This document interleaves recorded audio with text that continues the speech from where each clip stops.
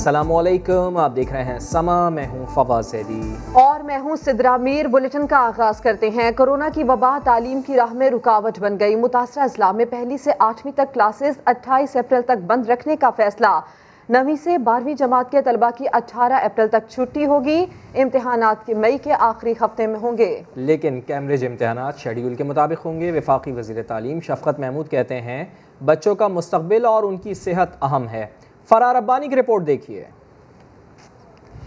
मुस्तकबिल के मेहमारों की पढ़ाई का एक और कीमती महीना जाया। कोरोना से ज्यादा मुतासरा अजला में क्लास 1 से 8वीं तक स्कूल बदस्तूर 28 अप्रैल तक बंद रहेंगे। 9वीं से 12वीं के तलबा की पढ़ाई 19 अप्रैल से शुरू होगी। NCOC की बैठक में बड़े फैसले। जो जिले मुतासिर हैं वहाँ क्लास 1 to 8 जो है वो नहीं होंगी 28 अप्रैल तक। 28 अप्रैल को जायजा लिया जाएगा कि वो ईद तक मजीद बंद रखे जाएंगे नहीं। सूबे फैसला करेंगे कि कहाँ अफेक्टेड डिस्ट्रिक्ट्स है। जो 9 to 12 है वो 19 अप्रैल से स्ट्रिक्ट SOPs के साथ हर जगह वो स्कूल में आना शुरू हो जाएंगे। मुतासरा अजला में यूनिवर्सिटीज भी बंद, ऑनलाइन क्लासेस जारी रहेंगी। 9वीं से 12वीं जमात के इम्तिहानात मई से शुरू होंगे। 9, 10, 11, 12 के इम्तिहानात को मई के तीसरे हफ्ते में ले जाया जाएगा। जो डेट शीट पंजाब ने मई 4 की अनाउंस की है उसको आगे कर दिया जाएगा।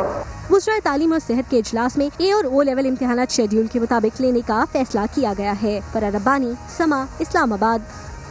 वज़ीर तालीम पंजाब मुराद रास कहते हैं कि पहली से 8वीं तक क्लासें बंद करने का फैसला सिर्फ मुतासरा अजला में किया गया है, बाकी पूरा पंजाब खुला है। समा से गुफ्तगू में उन्होंने कहा कि तमाम बोर्ड्स के इम्तिहानात अपने अपने शेड्यूल के मुताबिक होंगे। आज जो मेन 3 फैसले हैं वो ये है कि 1 through 8 है वो ईद तक बंद रहेंगे। जो 9 through 12 हैं वो 19th से खुलेंगे। मंडे और थर्सडे 2 दिन चलेंगे। और जितने बोर्ड के एग्जाम्स हैं, OA लेवल के एग्जाम्स हैं, वो सारे होंगे एज पर स्केड्यूल। सब कुछ जो हो रहा है 1 through 8 वाला ये सिर्फ 13 डिस्ट्रिक्ट्स में, बाकी सारा पंजाब खुला हुआ है और अपने स्केड्यूल पे चल रहा है। So there is not a problem. इंशाल्लाह ताला हम 2 हफ्ते के बाद बैठ के इसको फिर दोबारा रिविजिट करेंगे। अगर कंडीशंस बेहतर होती हैं तो हम ईद से पहले शायद खोल दें। पंजाब में कोरोना केसेस में तशवीशनाक हद तक इजाफा हो रहा है। किस जिले में केसेस की क्या मुस्बत शरह है, जानते हैं समा के नुमाइंदे दानियाल उमर से। दानियाल, पंजाब में 24 घंटे के दौरान कितने कोरोना टेस्ट हुए हैं और मुख्तलिफ अजला की मुस्बत शरह क्या है आखिर? पंजाब में कोरोना वायरस के वार थमने का नाम नहीं ले रहे। रोज बरोज केसेस में बतदरीज इजाफा देखने में आ रहा है। आज भी 24 घंटे के दौरान पंजाब में 2200 से जायद केसेस रिपोर्ट हुए हैं और इसके आधे केसेस का ताल्लुक लाहौर से है। 24 घंटे के दौरान 88 अमवात हुई हैं पंजाब के अंदर, जिनमें से जो 42 हैं उनका ताल्लुक लाहौर से है। लाहौर के जितने भी सरकारी और निजी अस्पताल हैं उनके मजमूई तौर पर 78% ICUs वेंटिलेटर्स जो है वो भर गए हैं। सरकारी अस्पताल भी मुख्तलिफ इस तरह के हैं जिनमें सिर्फ 1 या 2 या फिर तमाम वेंटिलेटर्स जो है वो भर गए हैं। और अब लाहौर के साथ साथ जो दीगर अजला हैं वो भी मुतासर होना शुरू हो गए हैं, जिसके अंदर रावलपिंडी शामिल है, मुल्तान शामिल है, फैसलाबाद और सियालकोट में भी केसेस में बतदरीज इजाफा हो रहा है, जिसकी वजह से कुल ये 11 अजला हैं जिनमें कोरोना केसेस की जो शरह है वो 12% से ज़ायद है केसेस की, जिसकी वजह से ये फैसला किया गया है कि इन अजला में जो स्कूल्स हैं, तालीमी इदारे हैं, उनको ईद तक बंद रखा जाएगा। ठीक दानियाल, तफसील के लिए आपका शुक्रिया। कोरोना से अमवात का सिलसिला थम न सका। एक ही रोज़ में 103 अफराद लुकमा अजल बन गए। 24 घंटे के दौरान 3953 नए केसेस रिपोर्ट हुए। वफाकी वजीर असद उमर कहते हैं सख्त पाबंदियों के बायस मुस्बत केसेस में कमी आना शुरू हो गई है। रिपोर्ट करेंगी अरहम खान। 24 घंटे में 103 अफराद वायरस की भेंट चढ़ गए। मुल्क में फाल कोरोना केसेस बढ़कर 63,102 तक जा पहुँचे। NCOC के मुताबिक सबसे ज्यादा पंजाब में 88 अमवात, खैबर पख्तूनख्वा में 12 अमवात हुई। सिंध, इस्लामाबाद और आजाद कश्मीर में एक मरीज दम तोड़ गया। पाकिस्तान में कोरोना से मजमूई हलाकतें 14,924 हो गयी। गुज़िश्ता 24 घंटे के दौरान मुल्क भर में 44,665 कोरोना टेस्ट किए गए। 3,953 मुस्बत निकले। 4,387 मरीज अस्पतालों में ज़ेर इलाज। 3,645 की हालत तशवीशनाक करार। सरबरा NCOC असद उमर कोरोना रोकथाम के हवाले से इक़दामात से मुतमईन। ट्विटर पैगाम में कहा, SOPs और स्मार्ट लॉकडाउन के असरात सामने आने लगे, नए केसेस में कमी आना शुरू हो गई है। ताहम गुज़िश्ता 2 हफ्ते की सूरत हाल के बायस अमवात की शरह कुछ वक्त बुलंद रह सकती है। विफाकी वज़ीर ने यह भी बताया कि मुल्क में अब तक 10 लाख से ज्यादा अफराद को कोरोना वैक्सीन लग गई। वैक्सीनेशन के लिए रजिस्ट्रेशन कराने वालों की तादाद 20 लाख से ज्यादा हो चुकी है। अरहम खान, समा, इस्लामाबाद। सिंध में भी कोरोना टेस्ट मुस्बत आने की शरह में इजाफा हो गया है। सबसे ज़्यादा शरह हैदराबाद में 7% रिकॉर्ड की गई है। करामा के नुमाइंदे मुदस्सिर नज़ीर हमारे साथ मौजूद हैं। मुदस्सिर, सूबे में कोरोना वायरस की शरह बढ़ रही है, इस वजह से आज फिर सूबाई हुकूमत ने NCOC इजलास में ये मौक़िफ़ अपनाया कि सूबों के दरमियान पब्लिक ट्रांसपोर्ट बंद की जाए। जी बिल्कुल, वज़ीर सिंध अज़रा पेशो ने NCOC इजलास में जो वीडियो लिंक में बात की, उनके साथ यह है कि सिंध में गुज़िश्ता 24 घंटों में 300 केसेस का इजाफा हुआ है और सबसे ज्यादा 7% इजाफा जो है हैदराबाद में देखा जा रहा है, जबकि कराची में 4.36 इजाफा देखा गया। इजलास में स्कूल जो बंद हुए हैं उस पर भी इत्तेफाक किया गया कि ये जो स्कूल बंद हुए बिल्कुल ठीक हुए, और अब जो है वज़ीर सेहत ने मुतालबा किया है कि सुबह के दरमियान जो बसेस चल रही हैं, ट्रांसपोर्ट है, इसको भी बंद किया जाए, क्योंकि अगर कोरोना को रोकना है तो सबसे ज्यादा जरूर ट्रांसपोर्ट का अमल होगा। ये बात ठीक, बहुत शुक्रिया आपका मुदस्सिर नज़ीर। पाकिस्तान आने का मौसम है, जाने का नहीं, तफसील बताएंगे थोड़ी देर बाद। अहम खबर, वज़ीर आज़म इमरान खान ने काबीना में मज़ीद तब्दीलियों का फैसला कर लिया। वुज़रा के कलमदान की तब्दीली समेत नए चेहरों की एंट्री भी मुतवक्के है। बात करेंगे अब्बास शब्बीर से। अब्बास, क्या मालूम हो पाया, कौन इन कौन आउट होने जा रहा है, नया एडिशन किसका होगा? देखिए, नामों के हवाले से तो वज़ीर आज़म खुद ही हतमी ऐलान करेंगे, लेकिन जो तब्दीली का इंतजार करने वाले वुज़रा हैं उनके लिए ये एक अच्छी खबर है कि अगले 2 दिनों में काबीना में मजीद तब्दीलियों का फैसला कर लिया गया है। 2 दिन के अंदर अंदर, जिसमें वजारत आबी वसाइल है, वजारत इत्तलात व नशरियात बिल्कुल खाली है, अभी तक नोटिफिकेशन नहीं हो सके, उन पर जो है वो नोटिफिकेशन हो जाएंगे और वुज़रा लगा दिए जाएंगे।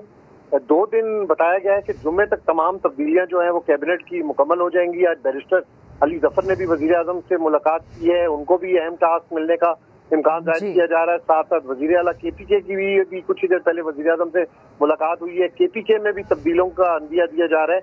तो जुम्मे तक जो है वो जो तब्दीलियों का इंतजार था, मुझे लगता है अब खत्म होने जा रहा है और जुम्मे तक जो तब्दीलियां कैबिनेट के अंदर होनी है वो मुकम्मल हो जाएंगी। ठीक अब्बास, तफसील के लिए शुक्रिया। चौधरी शुगर मिल्स केस में नैब की दरख्वास्त पर मरियम नवाज ने जवाब जमा करा दिया है। मरियम नवाज ने नैब की दरख्वास्त जुर्माने के साथ खारिज करने की इस्तदा की है। मरियम नवाज का जवाब 6 सफ़ात पर मुश्तमिल है। मरियम नवाज ने अपने जवाब में नैब की जानिब से ज़मानत मनसूखी की दरख्वास्त की मुखालिफत की है। जवाब में कहा गया है कि नैब ने चौधरी शुगर मिल्स केस में 14 माह खामोशी के बाद तलब किया। नैब केसेस और गिरफ्तारियाँ आवाज़ को दबाने की कोशिश है। नैब सियासी इंजीनियरिंग का किरदार अदा कर रहा है। दरख्वास्त से बज़ाहिर लगता है कि चेयरमैन नैब हुकूमत के तर्जुमान हैं। मरियम नवाज की ज़मानत मनसूखी की दरख्वास्त पर समाअत कल होगी। लीगी रहनुमा जावेद लतीफ़ ने बड़ा दावा कर दिया। कहते हैं पाकिस्तान और दुनिया की 62 शख्सियात नवाज शरीफ से राबते में हैं। उन राबतों ने हुकूमत को खाइफ कर दिया है। लाहौर में इंसदाद दहशतगर्दी अदालत के बाहर मीडिया से गुफ्तगू में ये भी कहा कि बातें हो रही हैं कि मरियम नवाज बाहर जा रही हैं, तो सुन लें, अब बाहर जाने का नहीं, बाहर से पाकिस्तान आने का मौसम है। बातें हो रही हैं, मरियम नवाज शरीफ बाहर जा रही हैं, बाहर जाने का नहीं, बाहर से पाकिस्तान आने का मौसम है। अब ये मत कोई सोचे पाकिस्तानी कौम को इस हालत में कोई छोड़ के चला जाएगा। बाअसर शख्सियात वो पाकिस्तान की हो या दुनिया की, उनके राब्ते नवाज शरीफ से हैं।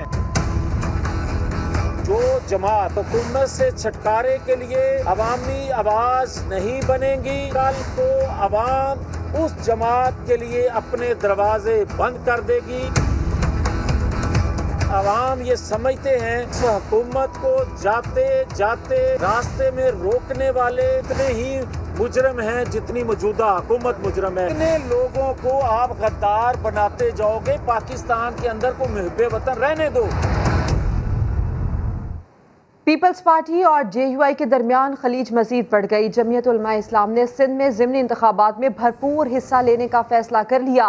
बात करेंगे समा के नुमाइंदे संजय साधवानी से। संजय, बताइए इस खबर से मुताल्लिक। जी बिल्कुल, पाकिस्तान पीपल्स पार्टी और JUI में दूरियां बढ़ने लगी हैं। इससे पहले सिंध में जो ज़िमनी इंतखाबात हुए थे, घोटी समिति सिंध के इजला में, वहाँ पर JUI ने पीपल्स पार्टी के उम्मीदवारों की हिमायत की थी, लेकिन अब जो खलीज पैदा हुई है उसके बाद पाकिस्तान पीपल्स पार्टी की ही सीट जीती हुई है, PS-17 बदीन। इसकी नशिस्त खाली होने पर बशीर हाले भुट्टो का इंतकाल हुआ है, उसके बाद ये नशिस्त खाली हुई है। उस तरफ JUI ने अपना उम्मीदवार खड़ा कर दिया है। JUI के रहनुमाओं से हमारी बातचीत हुई है, उनका कहना है कि फिलहाल हम उम्मीदवार को किसी सूरत किसी भी जमात के हक में दस्तबरदार नहीं कराएंगे। मौलाना गुल हसन को यहाँ पर टिकट दी गई है JUI की तरफ से, जबकि पाकिस्तान पीपल्स पार्टी ने ताहाल अपने अपनी उम्मीदवार का फैसला नहीं किया है। तो ये क्लेश जो पाकिस्तान पीपल्स पार्टी की PDM से शुरू हुई, मौलाना फजल रहमान और पीपल्स पार्टी ने लारकाना के बाद अब सिंध के दीगर इस तरह से पीपल्स पार्टी और JUI में दूरियां मजीद बढ़ने का अंदेशा है। संजय साधवानी, तफसील के लिए शुक्रिया। लाहौर के इलाके बरकी में गैस लीकेज के बाइस धमाका हुआ, जिससे 2 मकान ज़मी बोस हो गए। हादसे में खातून और 4 बच्चे जाँ भाग, जबकि 12 अफराद ज़ख्मी हुए। वज़ीर आला ने यह कहा है कि रिपोर्ट इसकी फ़ौरन उन्हें इरसाल की जाए। जहांगीर खान की रिपोर्ट देखिए।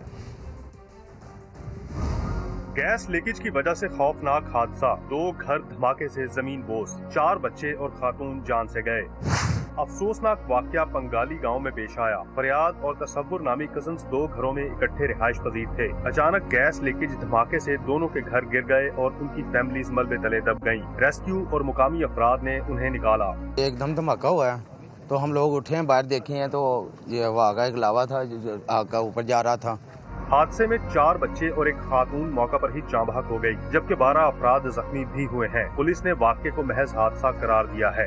हॉस्पिटल प्लस सर्विस हॉस्पिटल में एडमिट करवाया गया। 2 बच्चों की सर्विस में डेथ हुई और 2 की हॉस्पिटल में। एक बीबी जो थी उसकी मौका पे डेथ हो गई। सुबह जब ये नमाज के लिए उठे हैं और इन्होंने या तो लाइट जलाई है जिससे कि स्पार्क हुआ है उसमें बटन के अंदर, उससे धमाका हुआ, या फिर दिया सलाई चलाई है अपनी चूल्हा जलाने के लिए।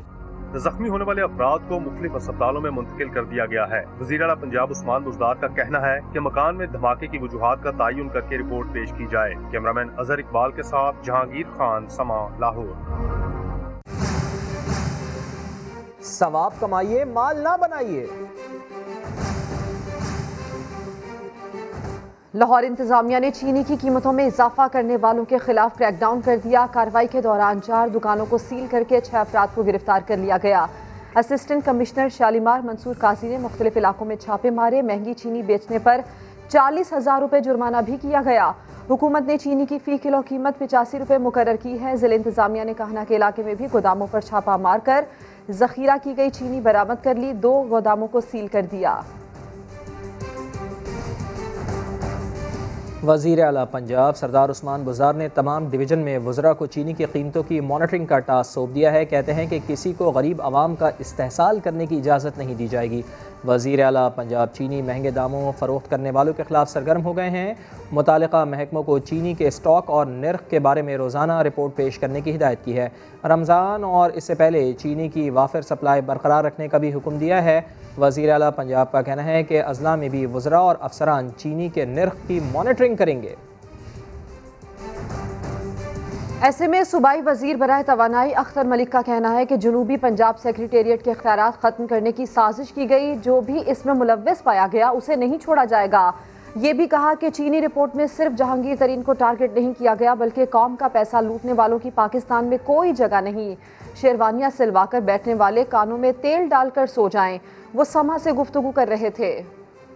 रातों रात फिर एक साजिश हुई और उसकी वजह से ये सारा नोटिफिकेशन विदड्रा हुआ, जिस पर जनूबी पंजाब के लोगों ने बड़ा सीवियर रिएक्ट किया। इन्वेस्टिगेशन हो रही है। एक सेक्रेटरी साहब को तो उन्होंने अरेस्ट कर दिया है। जहांगीर तरीन साहब जो चीनी वाली रिपोर्ट आई है जो सट्टेबाजों वाली है, मैं नहीं समझता हूँ कि उनको पर्सनली या पर्टिकुलरली टारगेट किया जा रहा है। जो इलीगल काम कर रहे हैं उनके लिए कोई जगह नहीं है। कंट्रीब्यूशन हैं लोगों के, लेकिन कंट्रीब्यूशन के बदले आप लोगों के हकूक पे गासपाना कब्जा करेंगे, उस पर तो कोई कंप्रोमाइज नहीं करता। ख्वाहिश करने पे तो किसी पे पाबंदी नहीं है, मैं किसी का नाम नहीं लेना चाहता। जो भी उम्मीदवार था चुप करके आराम से कन्ना तेल पा के बाकी जड़े शेरवानियां सवा के बैठे से सौ जा। जरदारी साहब तो नवाज शरीफ को भी कहते थे कि हमने पंजाब में इनको खुद हुकूमत दी है, जब चाहेंगे ले लेंगे। अब सिंध में बड़ी मुश्किल से उन्होंने रखा हुआ है, तो हो सकता है अगली दफ़ा अगर कोई प्रॉपर वहाँ पर सिंध में काम हुआ तो सिंध से भी जाएंगे।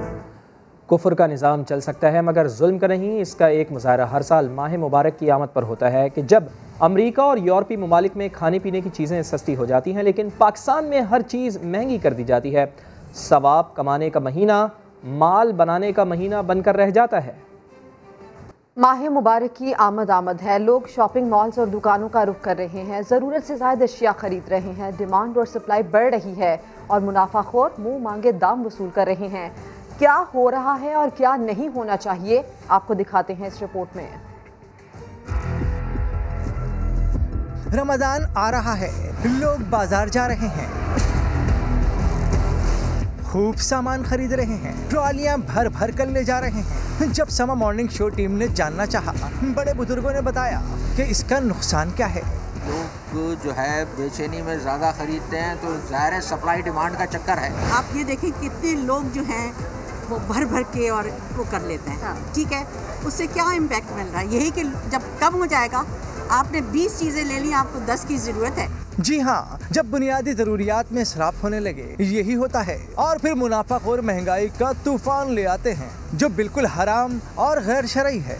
अफसोस का मकाम है कि मुसलमान ईदैन की खुशियों के मौका पर रमज़ान के मुक़द्दस और मुबारक महीने के अंदर नाजायज़ मुनाफाखोरी और अशिया को महंगा करने के अंदर मुलव्वस होते हैं। ये इंतहाई गलत खिलाफ शरीयत रुझान है। आगे बढ़ते हैं। रवा हफ्ते कराची में अहम मुकदमात की समाअत होगी। चीफ जस्टिस गुलजार अहमद की सरबराही में 3 रुकनी बेंच मुकदमात की समाअत करेगा। बात करेंगे समा के नुमाइंदे इरफानुल हक से। इरफान, किस मुतालिक ये मुकदमात हैं, किस नौयत के ये मुकदमात हैं जिनकी समाअत होगी? देखिए, अदालत इससे पहले हुक्म दे चुकी है कि शहर भर में जो गैर कानूनी तामीरात हैं और मुजावजात हैं उन्हें ख़त्म किया जाए।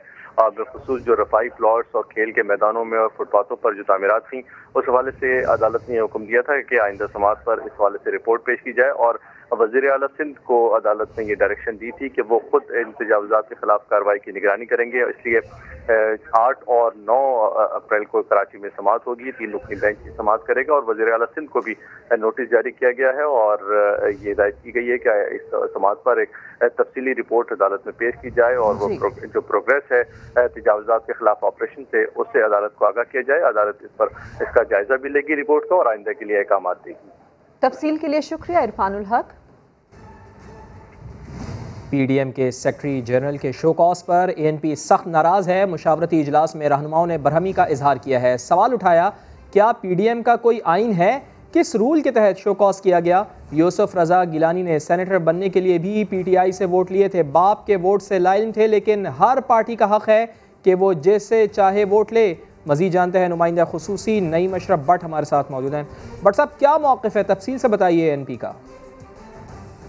जी फवाद, इस वक्त भी एएनपी का मुशावरती इजलास जो है वो जारी है। पेशावर में कुछ देर पहले खाने का वक्फा हुआ था, लेकिन उससे पहले हिस्से में बहुत सख्त नाराज थे सारे एएनपी के रहनुमा पीडीएम के सदर और सेक्रेटरी जनरल पर के जिस तरह उन्हें शोकस किया गया है वो इस पर अपनी इंसल्ट फील कर रहे हैं। और अक्सरियती जो राय थी वो यही थी कि ये तरीका बिल्कुल दुरुस्त नहीं। और ख़ास तौर पर ये कहा गया कि जब पीडीएम का कोई लिखा पढ़ा कोई आइन ही नहीं है, कोई रूल नहीं है, ये कोई पार्टी थोड़ा है कि जिसका एक आइन है और उसके मुताबिक पूछगिछ होती है। लेकिन यहाँ पर तो एक अलायंस है, अपोजिशन का 10 जमातों का अलायंस था और अगर किसी ने अपनी मर्जी की भी है तो शो काज इस तरह करना और मीडिया पर चलाना, इससे उनकी पार्टी की तजलील हुई। फिर वहाँ पर रहनुमाओं ने ये भी कहा कि सबसे पहले तो मौलाना फजलुर रहमान बतौर सदर उनका काम था कि अगर पीपल्स पार्टी अपना कैंडिडेट अपोजिशन लीडर सेनेट के लिए वो ला रही है तो वो उसको रोकते, क्योंकि वो सदर हैं, ये उनका काम था। लेकिन वो खामोश रहे और उन्होंने इसमें कोशिश उस तरह नहीं की और देखते रहे कि दो तरफ यानी नून लीग और पीपल्स पार्टी अपने अपने कैंडिडेट के वोट इकट्ठे कर रही है। दूसरा उन्होंने ये भी कहा कि ये बात दुरुस्त है कि बाप से वोट लिए जो यूसुफ रजा गिलानी ने, उसका वो लाइलम थे एएनपी वाले, लेकिन फिर भी ये एक पार्टी का हक है कि वो जिससे चाहें वो वोट लें। ये इसी तरह है कि जैसे सेनेटर बनने के लिए यही यूसुफ रजा गिलानी थे और इन्होंने कौमी असम्बली में पीटीआई से वोट लिए थे, बल्कि कुछ नाजेबा अल्फाज भी पार्टी में यहाँ पर यूज हुए, जैसा कि बाप पार्टी के हवाले से, और उनके कहा गया कि बाप से वोट लिए। इस तरह ये भी बात हुई यहाँ पर कि जो सेक्रेटरी जनरल ने जिस तरह शोकस किया, लगता ये है कि कुछ लोग हैं पीडीएम में जो एएनपी को पीडीएम में रखना नहीं चाहते और वो उन्हें निकालने के बहाने ढूंढ रहे हैं। यानी काफी सख्त है इनका जो सारे रहनुमा है। लेकिन दो चीजें फवाद क्लियर हैं जो कि इन्होंने तस्लीम की हैं, जो हमारी बात भी हुई एएनपी के रहनुमाओं से, और उन्होंने कहा कि ये दो बातें कंफर्म है। एक तो ये कि मुस्लिम लीग नून का बिल्कुल फैसला हुआ था कि सेनेट में अपोजिशन लीडर इनका होगा, और दूसरा बाप पार्टी से वोट लेने का बिल्कुल इनको इल्म नहीं था। बहुत शुक्रिया आपका नईम अशरफ भट्ट। और चेयरमैन नैब को भी ब्लैकमेल किया जा रहा है। लीगी रहनुमा शाहिद खाकान अब्बासी ने बड़ा दावा कर दिया, कहा हुकूमत के पास जावेद इकबाल की कुछ वीडियोज हैं, एहतसाब का इदारा खुद काबिले एहतसाब हो गया है।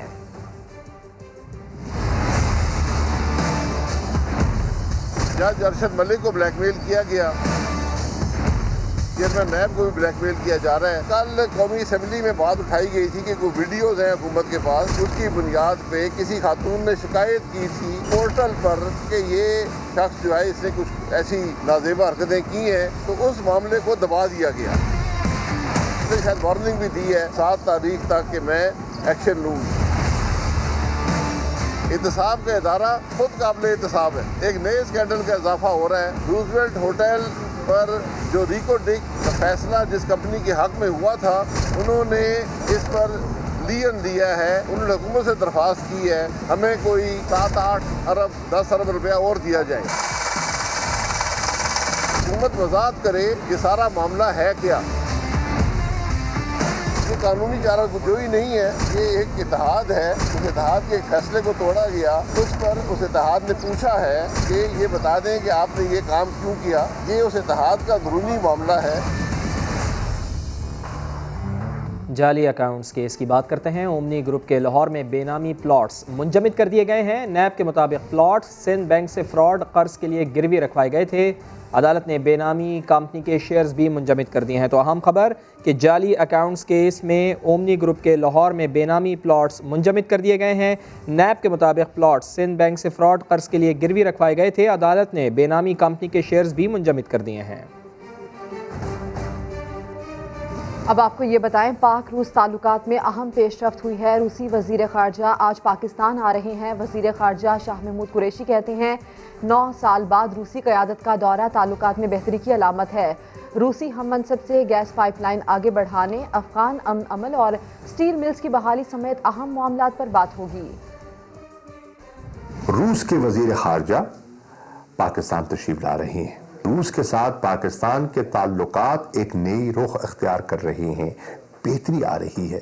जो गैस पाइपलाइन है, नॉर्थ साउथ गैस पाइपलाइन, उस पर बात हो रही है। दो तरफा तिजारत, इन्वेस्टमेंट्स की अपॉर्चुनिटीज है। स्टील मिल है उन्हें लगाई थी, अब उसकी रिवाइवल के लिए अगर इन्वेस्टमेंट हो जाए या और मौके हैं तो ये अच्छे इम्कानात पैदा हो रहे हैं। अफगानिस्तान की सिचुएशन, अफगानिस्तान में हम मिलकर एक दूसरे के साथ मशावरत कर रहे हैं। इनके हिंदुस्तान से ताल्लुकात है, वो दिल्ली से आ रहे हैं और उस पर हमारा एक अपना मौक़िफ़ है, अपना मौक़िफ़ पेश करेंगे।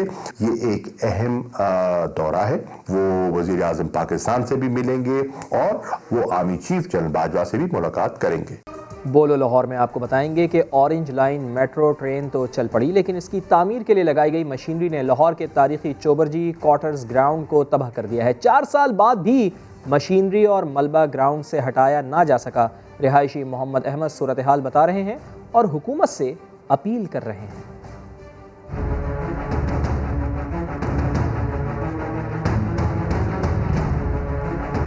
मेरा नाम मोहम्मद अहमद है, मैं यहाँ चोबरजी का रिहायशी हूँ।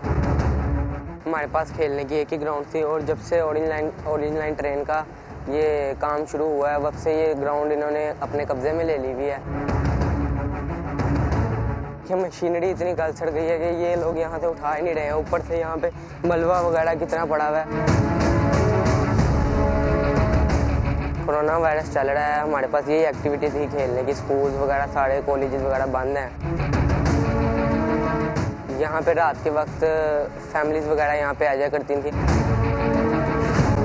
स्मेल, कीड़े मकोड़े, ऐसे ये गंदगी यहाँ पे इसी वजह से कोई अब आता ही नहीं है। ये देखिए इस तरह की फजूल चीज़ें यहाँ पे रखी हुई हैं और ये यहाँ से हटाते ही क्यों नहीं। हमने इतनी मरतबा इनसे रिक्वेस्ट की है कि ये ग्राउंड को खाली करवा दें, हमने यहाँ पे क्रिकेट वगैरह खेलनी होती है तो ये हमारी बात ही नहीं सुनते हैं। मैं गवर्नमेंट से अपील करता हूँ कि खुदारा हमारी ये ग्राउंड खाली करवा दें ताकि हम दोबारा यहाँ पे आके खेल सकें। बलूचिस्तान में सरकारी मुलाजमीन का एहतजाज 9वें रोज़ भी जारी है। हुकूमत और मुजाहिरीन में डेडलॉक बरकरार है। मुलाजमीन 19 निकाती मुतालिबात मनवाने पर बज़िद हैं। मुजीबुल्लाह रिपोर्ट करेंगे। पाकिस्तान एम्प्लॉइज़ ग्रैंड अलायंस में शामिल मुलाजमीन अपने मुतालबात के हक में डट गए। असातिज़ा, paramedics, doctors, nurses, civil secretariat के मुलाजमीन समेत 32 महकमों के मुलाजमीन ईदी चौक पर धरने में शरीक है। कहते हैं तनख्वाहों में वफाक की तर्ज पर इजाफा किया जाए। जब फेडरली अनाउंस हो चुका है 25% इजाफे का सैलरी में, तो इन्हें भी करना चाहिए। महंगाई 400% तक बढ़ा दी है, उस वक्त गवर्नमेंट के हाथ नहीं कांपे। तर्जुमान हुकूमत बलूचिस्तान लियाकत शाहवानी कहते हैं तनख्वाहों में इजाफे की मद में 15 अरब रुपए धरने में शरीक मुलाजिमीन को दे दें तो बेरोजगार नौजवानों को रोजगार फराहम करने का ख्वाब शर्मिंदा ताबीर होना मुमकिन नहीं। हम उनसे गुजारिश कर रहे हैं कि 15 अरब अगर आपको हम दे देते हैं तो बाकी बेरोजगार नौजवानों के लिए जो हमारे पास आसामियाँ और फर्दर जो हमने क्रिएट करने हैं उनको हम कहाँ से फाइनेंस करेंगे, उनके पैकेजेस कहाँ से आएंगे। बलूचिस्तान की अपनी जो रेवेन्यू जनरेशन है हार्डली एनुअल जो है वो 30 अरब रुपए है। हुकूमत बलूचिस्तान ने सरापा एहतजाज मुलाजमीन से मुज़ाकरात के लिए 10 रुकनी कमेटी तश्कील दे रखी है, जिन्होंने बारहा मुज़ाकरात भी किए, ताहम ताहाल खातिर ख्वाह नताइज सामने ना आ सके। कैमरामैन शहजाद अनवर के साथ मुजीबुल्लाह, समा, कोयटा। मुल्तान में बादलों ने डेरे डाल रखे हैं, बारिश से मौसम खुशगवार हो गया, बताएंगे राशिद हमीद। जी बिल्कुल, मुल्तान में काले बादलों ने डेरे डाल रखे हैं और हल्की बारिश का सिलसिला जो है वो जारी है। मौसम जो है काफ़ी खुशगवार हो गया है, मौसम ठंडा हो गया है, तो शहरियों के चेहरे जो हैं वो भी खुशी से खिल उठे हैं। और महकमा ज़राअत का यही कहना है कि जो अब बारिश का सिलसिला जो जारी है इसकी वजह से जो आम की फसल है उस पर काफ़ी मस्बत असरात मरतब होंगे, ज़राअत पर भी काफ़ी मस्बत असरात जो है वो मरतब होंगे। इसके अलावा जो महकमा मौसमियात है उसका यही कहना है कि आइंदा 24 घंटों तक जो है हल्की बारिश का जो सिलसिला है ये ऐसे ही बरकरार रहेगा। और मुल्तानी जो है काफ़ी खुश दिखाई दे रहे हैं क्योंकि मौसम काफ़ी जो है वो खुशगवार हो गया है। जी बहुत शुक्रिया आपका राशिद, आप हमें आगाह कर रहे थे। एक ब्रेक के बाद हाजिर होंगे हेडलाइंस के साथ। आप देखते रहिए समा।